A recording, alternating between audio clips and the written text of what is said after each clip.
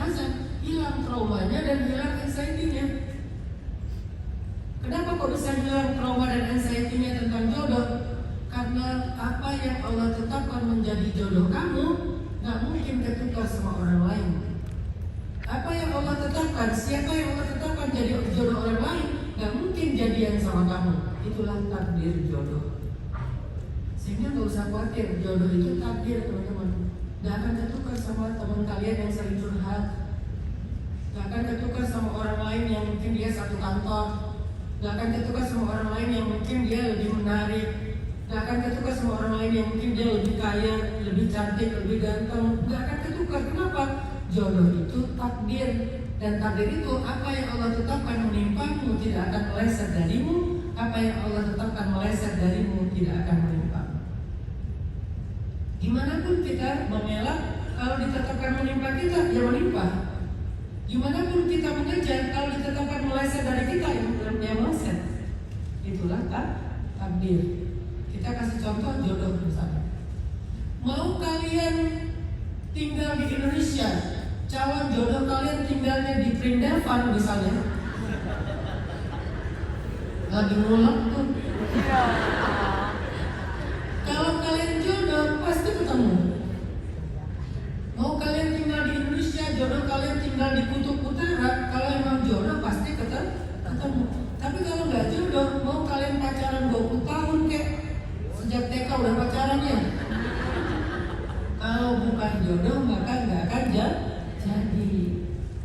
Makanya kenapa harus pacaran?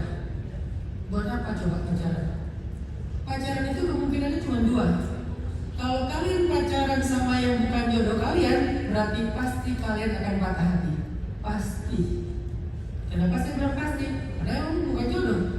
Gimana pun kalian usahakan gak akan jadi. Mau kalian habis-habisan kasih semua dunia kalian, gak jadi. Kenapa? Bukan jodoh kalian. Jadi pacaran kemungkinan pertama patah hati.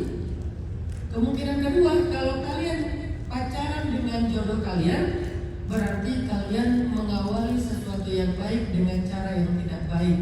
Padahal tanpa pacaran pun tetap ketemu dia loh. Kenapa harus didahului dengan dosa, dengan pacaran? Apalagi laki-laki nih.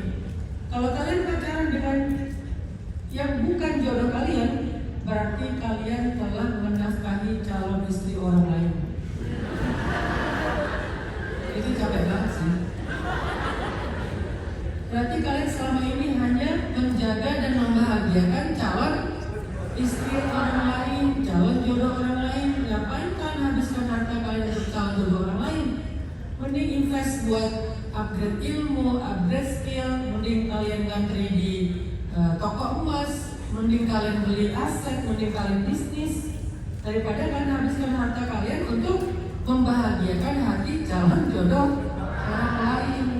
Kalau calon jodoh kita gimana Ustaz? Ya udah tabung aja, nanti juga pasti dia akan dapat sebacara nafkah namanya.